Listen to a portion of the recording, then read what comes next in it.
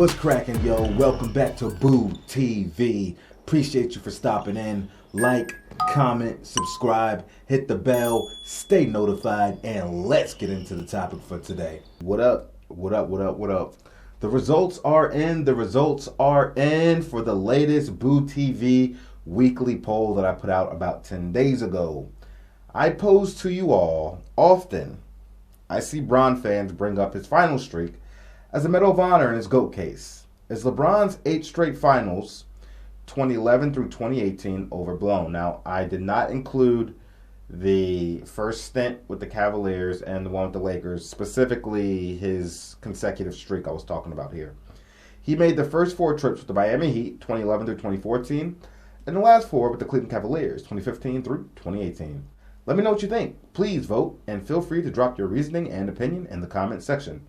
Your response will be highlighted, shared, and discussed in the video release for this poll, and we are here now to do it. So big thank you to everybody that voted. We got 170 votes, so I was very pleased to see everybody participating and adding to this content.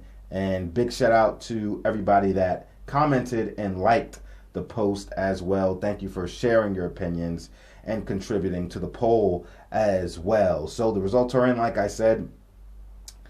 It was a bit of a landslide with our options. So 12% voted hell no. Say what you will, but it's a valid point, sir. Fair enough. And then 88% voted absolutely yes. OVERBLOWN, overblown. Let's see what the comments say. First comment is from our boy Tomcat. Guys like Magic, MJ, and Bird did it with one team. They attracted players to them. Bron looked for teams that already had good players on it and went there. Patty Chris responds to Tomcat. That is my feeling also, while recognizing that it's mostly just a matter of semantics. His personal accomplishments and contributions can't be ignored, and his longevity. I have my favorites, mostly long retired greats, but give the guy his due. All right, so let's see.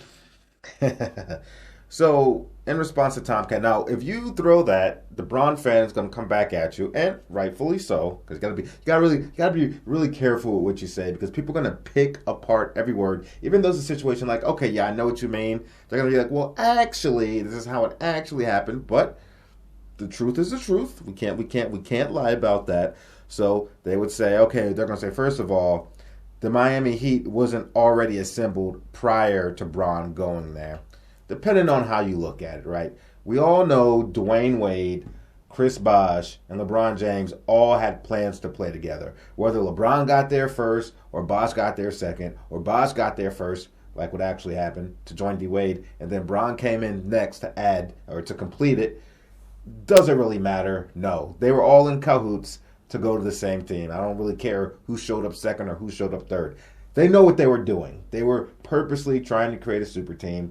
Threw the whole thing in the Miami Stadium. Not 1, not 2, not 3, and then all that other BS. I was just like, what is going on right now? But anyway, they knew what they were doing. Okay. And then even when you bring up the Cleveland Cavaliers team, they'll say, well,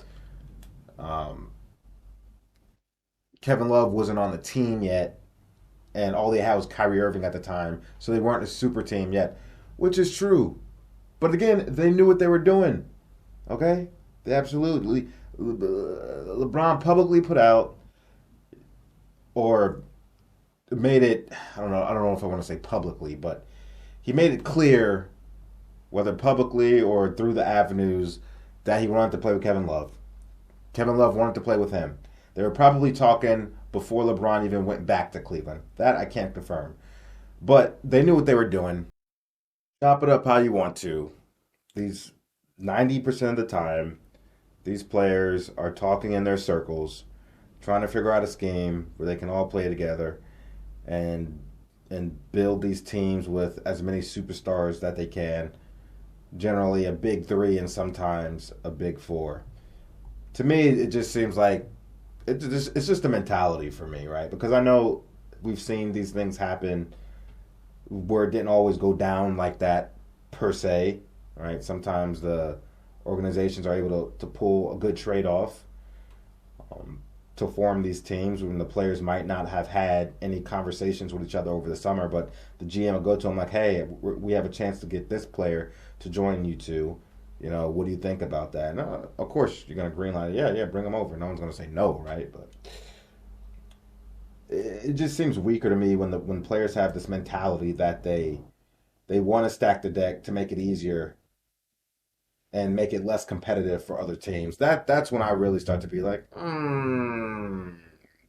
you're really you're really shifting the competitive balance dynamically here. But okay, and then once you get one super team, then naturally through what's the word I want to use through um, I don't know if you want to say evolution, but another super team has to form to take down this super team, and then there goes the process, then creates another one because now we feel like we have to find a way to compete with these guys that are so stacked against us.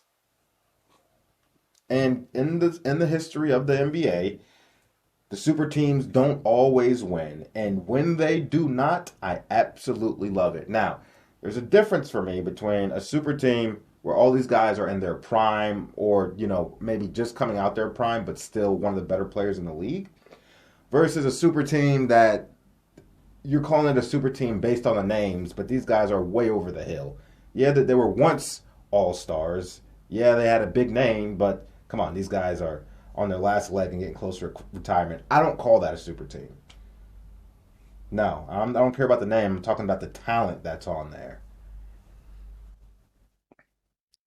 And I also agree with Patty Chris as well. It's like, hey, yeah, I get it, all semantics, but and I agree. This has always been my take on LeBron. Right? Given some of the tomfoolery that comes along with him, and I don't always agree with how he approaches things and how he made his moves and made his decisions, and him making up stories and making up excuses all the time. Despite all that, the guy goes out there, he produces, win or lose, and he's been able to stay in incredible shape and still be a top 10 player even this late in his career. So hats off to LeBron at the end of the day. Next comment from the boy Mike Nice. What up, Mike Nice? Also, thank you for those comments there. He went to 10 finals, facts. 6 times he went for a t-shirt and 4 times he went for a trophy. That ain't GOAT talk.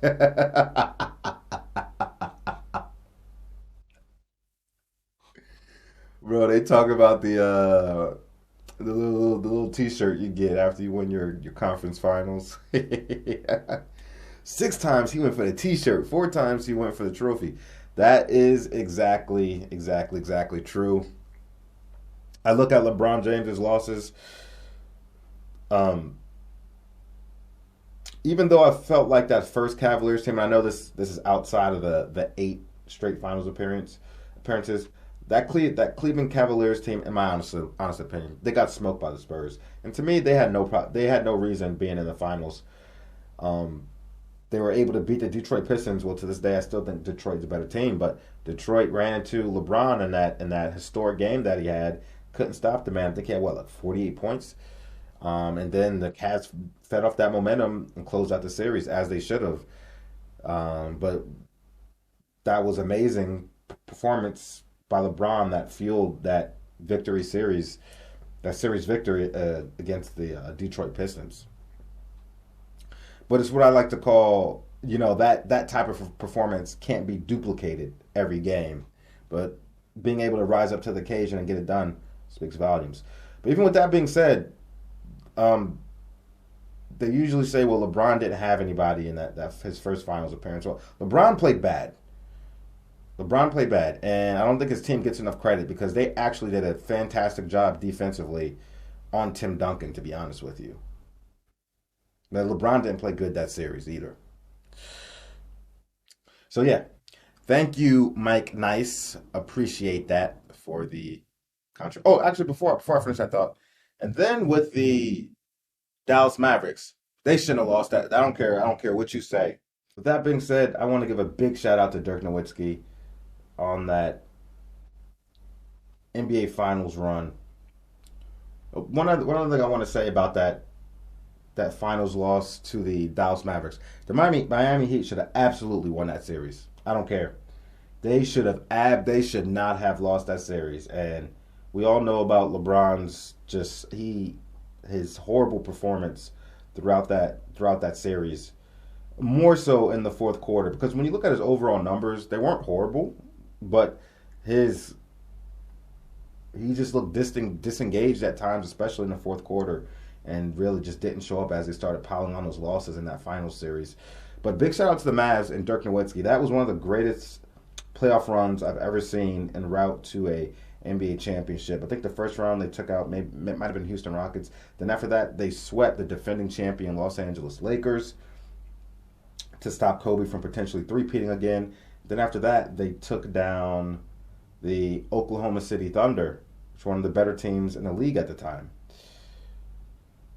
And then took down the Heatles when they were overwhelming underdogs. And then took down the Heatles. That is a tough run. That is a tough route to the finals, and they did it. Thank you, Mike Nice, for the comment. Ben Hauser. It's a bit overblown. He played in the weaker East and then lost in the finals several times, which means that there is at least one team in the Western Conference that would have beaten LeBron before the finals if he had played in the West. Reaching the finals so many consecutive times is still mad impressive, but he wouldn't have done it in the West.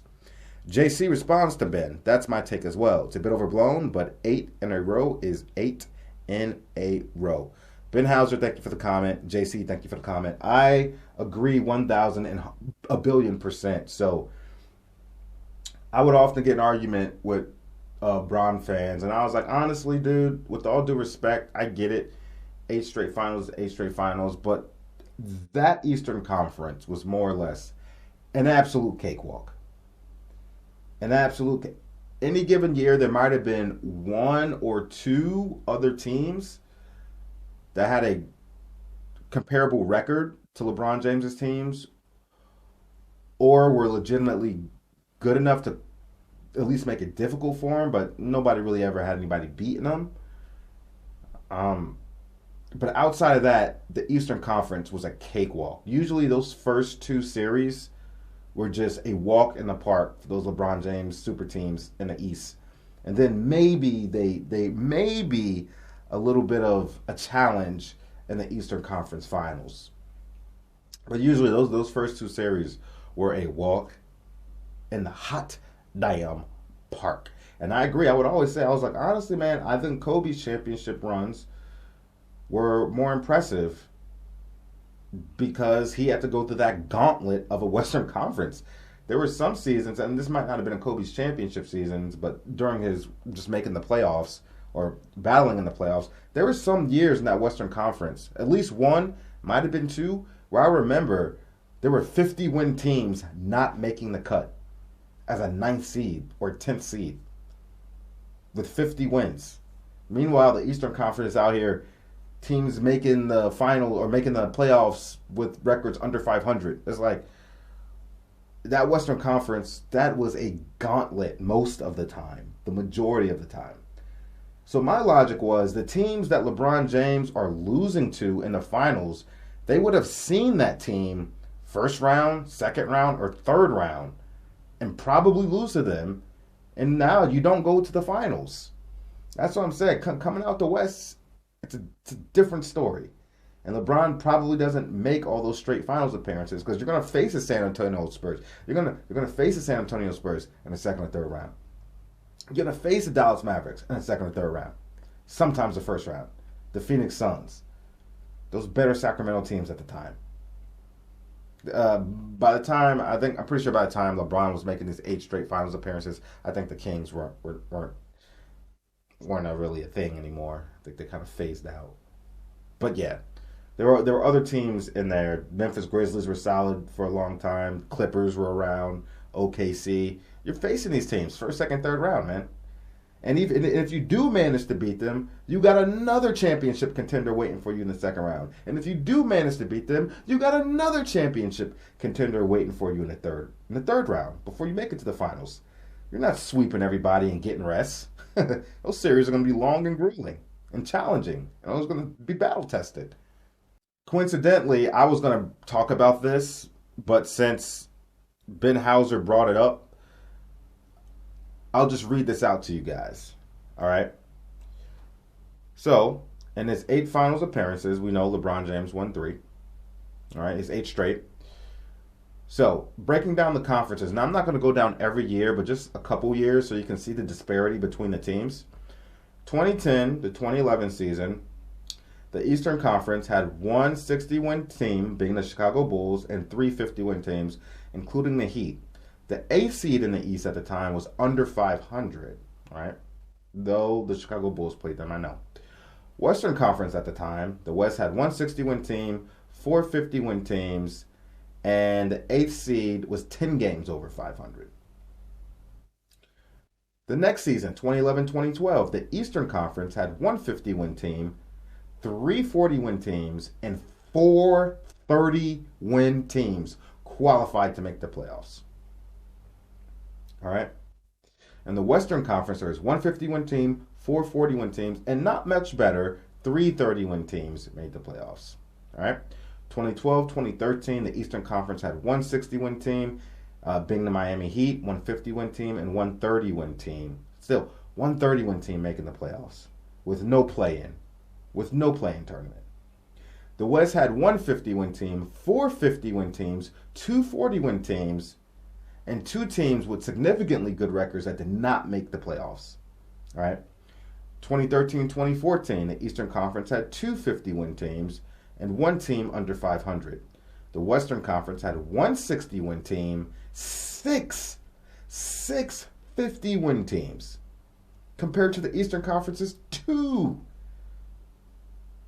6 50-win teams, and a team with 48 wins that did not make the playoffs. 48 wins did not get you a playoff victory or get you a playoff spot. 2014-2015. The Eastern Conference had one 60-win teams, the Atlanta Hawks, but they were calling them the Spurs 2.0, but come on, we all knew that team led by, who was on that team? Al Horford, I think Kyle Korver at the time, Jeff Teague, and what was that small forward's name? I'm looking at his face, but I can't remember his name right now. Either way, we all knew that team wasn't beating, was not beating that Cavaliers super team. We all knew that, and I'm pretty sure they got swept by the Cavs. What did I say? Where was I? I forgot. Oh yeah, the Hawks, and then one team under 500 that season. The West had one 60-win team, 6 50-win teams, and a team again missed the playoffs. This time with 45 wins, couldn't get you a playoff bid in the Western Conference. 2015-2016, the Eastern Conference had no 60-win teams, 2 50-win teams, and everybody else was in the 40s. All right. The Western Conference had, as we all know, the 70-plus win Warrior team, a 60-win team, 2 50s, and then a handful of 40s. And if you want to bring up the rest of it to add to that argument, so after LeBron James came to the Lakers, now Lakers were my favorite team. I'm not a LeBron fan, and I did not want LeBron James on the Lakers. And everybody said, "Oh, you're a horrible fan." I was like, "No, man, I know what he's going to do." You know, at best they might win one championship. Was my prediction. At best they might win one. And what's going to happen is he's going to trade away all our talent, and then at some point he's going to leave, and then we're going to be left with nothing. And it's just going to be a whole lot of drama and controversy surrounding organization that's already under the microscope. Now you add LeBron James to that, it's going to be a shit show. That was my opinion, and so far it is holding up to be true. It's holding up to be true.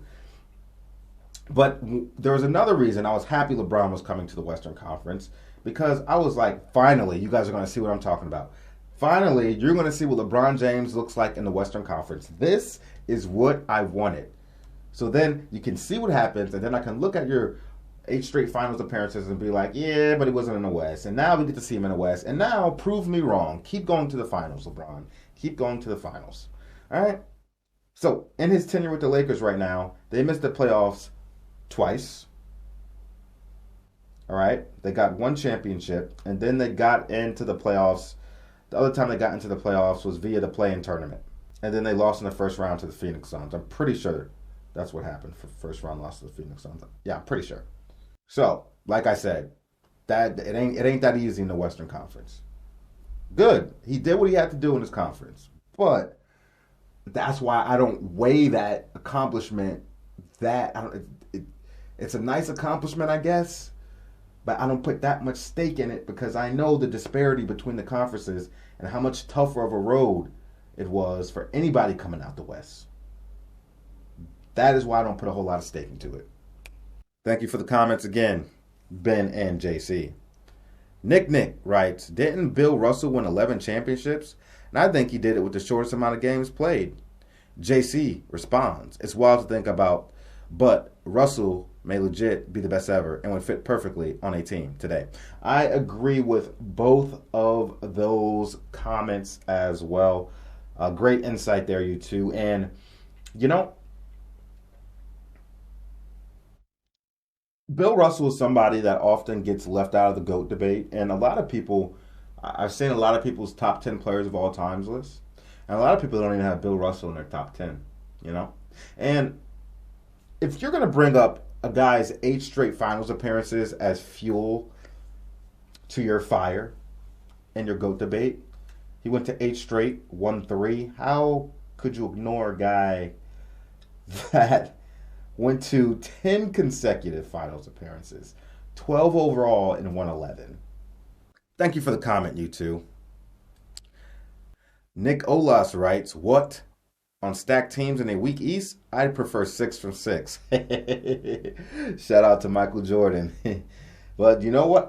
Listen, I'd prefer 6 for 6 too. Give me 6 for 6. I'll take that over H going 3 for 8 any day.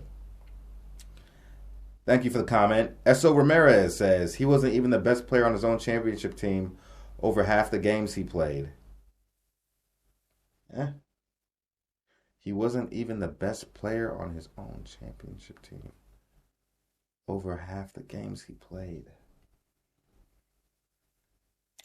I'd have to look into that. Because I'd probably say I disagree with you. But I'd have to look into that. But for now, I'm just going to have to disagree with you. Now, a lot of people will say, I do think Anthony Davis, and I hate Anthony Davis, but if you just look at the raw numbers, Anthony Davis was probably a little bit better than LeBron in that bubble championship. I'm not saying he deserved the Finals MVP because I think a lot of what Anthony Davis was able to do was predicated on LeBron James at the same time. So I didn't have a problem with LeBron James winning it in the bubble. And I think Kyrie Irving's contributions in that 3-1 comeback, I thought Kyrie was damn near equally as responsible as LeBron James for coming back and winning that series. I will say that. But yep, that's all I got to say about it. The results of the poll seem to be pretty overwhelming. I think most of the people seem to have the same sentiment regarding using that in the LeBron James GOAT argument. I give it a little bit of value, but I don't give it a whole lot when I put it into context, considering everything. So, hey, again, appreciate everybody for contributing to the poll. Thank you so much for supporting, and I love hearing you guys' opinions and talking about them. So, be on the lookout for the next poll coming sometime this week once I put it out, and looking forward to what you guys got to say and what your opinion is on that, okay? Like, comment, subscribe, hit the bell, stay notified. Thanks again, and I'll catch you on the next one. We out, baby.